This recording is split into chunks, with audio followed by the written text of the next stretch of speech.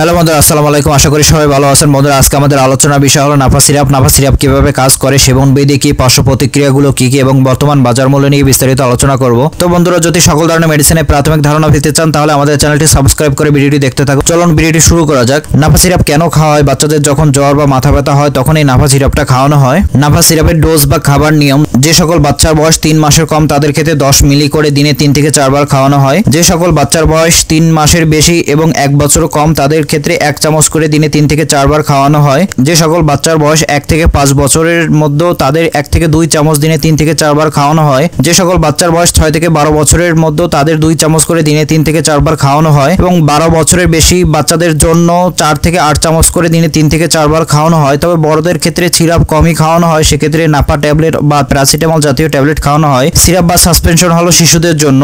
এই ওষুধটির পার্শ্ব প্রতিক্রিয়া নেই বললেই চলে, তবে কোনো কোনো ক্ষেত্রে হিমাটোলজিক্যাল প্রতিক্রিয়া, অগ্নাশয়ের প্রদাহ, চামড়ায় ফুসকুড়ি বা অন্যান্য অ্যালার্জি জাতীয় সমস্যা দেখা দিতে পারে। নাফা সিরাপের দাম: নাফা 50 ml সিরাপের মূল্য 35 টাকা, নাফা 60 ml সিরাপের মূল্য 50 টাকা। তো বন্ধুরা, আজকে এই পর্যন্তই। আমাদের ভিডিওটি ভালো লাগলে লাইক, শেয়ার, কমেন্ট করবেন এবং নতুন নতুন ভিডিও পাওয়ার জন্য আমাদের চ্যানেলটি সাবস্ক্রাইব করে ডান দিকের বেল আইকনটি ক্লিক করে দিন। ধন্যবাদ আমাদের সাথে থাকার জন্য।